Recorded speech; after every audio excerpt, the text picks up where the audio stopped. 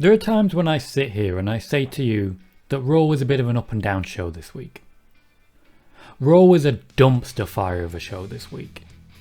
I can't sit here and say it's the worst Raw ever. I have seen worse. There were some really good moments that actually really knitted things together, quite a lot of them. But there was also some really, really confusing booking decisions that really hurt the overall show and the wrestlers. The big memories that are going to be held and retained from this show are not the positives, and not the finish. It's the negatives, and one particular one which just defies imagination. For PCW, I'm Tom Collihew. Let's review Monday Night Raw. Be sure to click a like on the video, subscribe if you haven't yet, and let's jump in. Raw opened with John Cena, who arrived just in time to desperately hype up the crowd. He got a very good response, but basically stood there and said, "You should watch SmackDown." It was the same promo we've had at the beginning of shows since 2009 Cena? Somewhere around there. It was generic. Afterwards he put over Riddle slightly just by saying the word bro and then left. This was all to build to Cena and Roman in the main event of SummerSlam because, and here's one thing we all know, Raw is just bad enough that they might as well just advertise SmackDown instead of actually bothering, right? The opening match was a 6-man tag, Riddle and the Viking Raiders against Styles, Omos and John Morrison. Now there is history here, particularly as regards Riddle working with the Viking Raiders and also kind of not liking the Viking Raiders. But it all works out because it's Matt Riddle and he has no idea what's going on most of the time.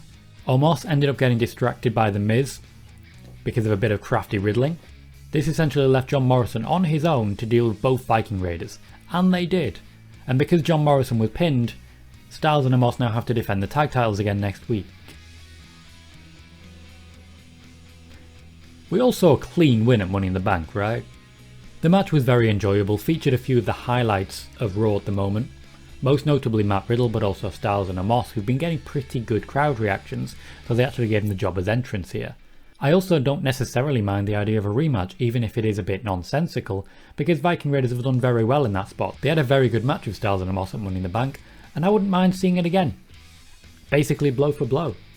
I'd like to see what more they can do, especially knowing that they won't win the championships. Let's see how far we can take this. For the next segment, Elias sat in front of the crowd and plugged his "Walk with Elias" catchphrase, and you could see the emotion on his face getting that back. But he's a heel, so we're supposed to boo him. Instead we're supposed to cheer Jackson Riker. We got a 50-minute Symphony of Destruction match. Complete waste of time. The crowd was dead by the end of it. Most of that was down to the fact that they were muted for most of it too, because they were booing. I wonder why they were booing. Charlotte Flair was our second hour draw segment as per usual, coming down to celebrate her championship win in what was once again a very good match at Money in the Bank. Rhea Ripley will come down demanding a rematch for no legitimate reason. So Sonya Deville and Adam Pearce gave her one. That will be our main event tonight. Shayna Baszler lost again via roll-up to Natalya and Tamina this time. I feel like I've seen this 50-60 times, but there was one difference, and a big one at that. The big difference was that Nia Jax actually had Shayna Baszler's back, headbutted Reginald and walked away. This is actually a promise of better things to come, so I'm moderately excited by this. Also, at the end of this, somehow Reginald became the 24/7 champion. So he kind of came out the winner here. Sheamus and Humberto Carrillo wrestled for a solid 10 minutes. It was slow, it was kind of dull, the crowd weren't that into it. We all know Damian Priest is going to be involved soon. It's good to get Carrillo on TV. It's good to write off this particular feud now though. I think we've all had just about enough of it. In a segment that featured both positives and negatives, Bobby Lashley came down to the ring at the beginning of the third hour. Or, as actually true, he came down 20 minutes before the beginning of the third hour and was still there 10 minutes into the end of the third hour because of commercial breaks. Lashley and MVP essentially have stripped back the bones. There are no women with them, there is no champagne with them, and Bobby Lashley did demolish Kofi Kingston. Kingston and Xavier Woods were not present this week. It was an open challenge. Bobby Lashley once again competing the night after a pay-per-view and showing how he really is a fighting champion. The open challenge was a very positive surprise, a return for Keith Lee, very good news and a very good spot for him until he realised that in 5 minutes he basically got squashed. Now I'm not too upset about this, genuinely. I feel it's good storytelling to have someone who's just come back take a loss and then rebuild themselves en route back towards a championship. I just don't necessarily think that this was a good look for Keith Lee, because he didn't just get beaten, he got demolished.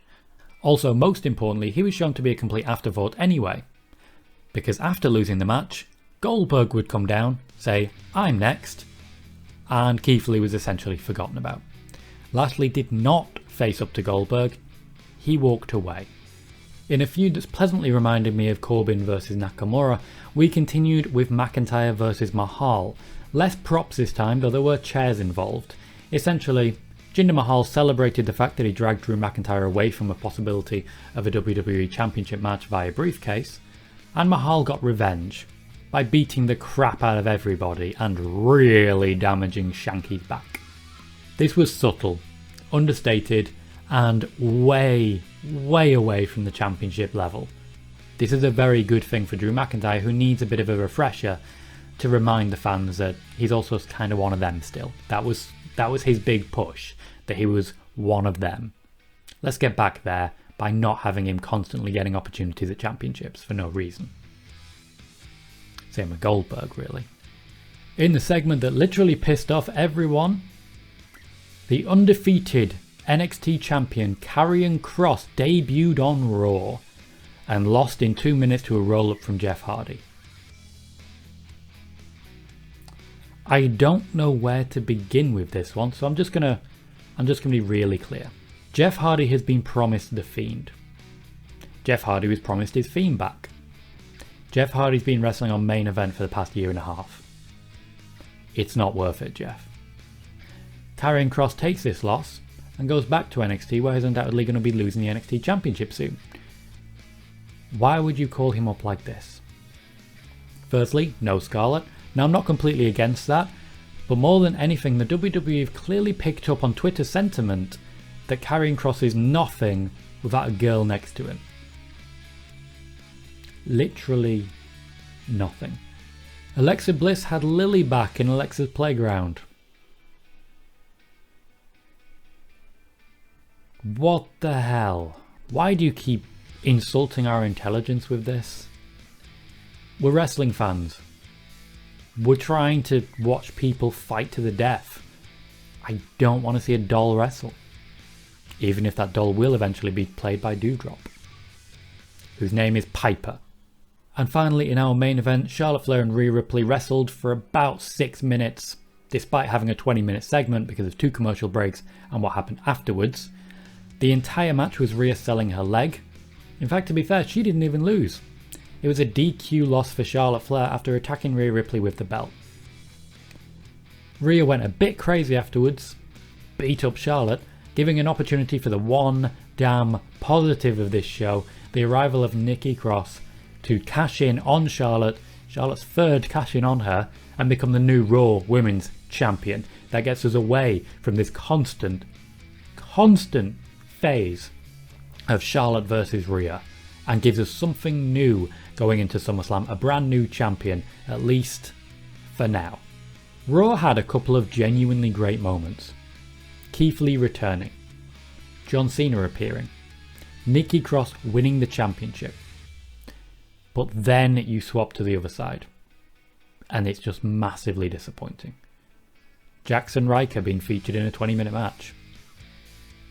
Karrion Kross losing within 2 minutes. The doll's back. Raw like this is exactly what we had before fans came back. And you could tell very quickly that the fans were not interested in what was actually going on. The WWE massively need to up their game, because on Raw it looked like they thought all they could do was throw a couple of surprises out there and we'd be happy. I'm not happy. This was a bad show, and I do not recommend that anybody watch it. For PCW, I've been Tom Colhue. Let me know what you thought of Raw down in the comments, and I will see you next time.